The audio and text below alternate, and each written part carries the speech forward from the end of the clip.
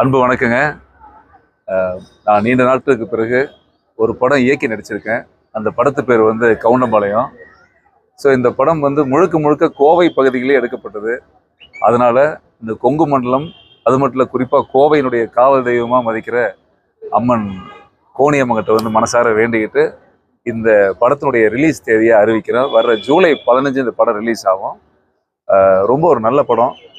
வணிக ரீதியாக வணிக ரீதியாக எத்தனையோ படங்கள் ரிலீஸ் ஆனால் கூட இந்த படத்தில் எனக்கு எடுக்கிறப்ப ஒரு பெரிய எனக்கு ஒரு சந்தோஷம் இருக்குது.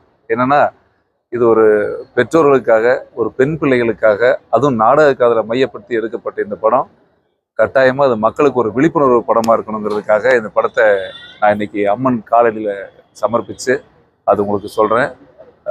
ஜூலை 5ஆம் தேதி இந்த படம் வந்து ரிலீஸ் ஆகும். தமிழகம் எங்கும் ஜூலை 5ஆம் தேதி ரிலீஸ் ஆகும்.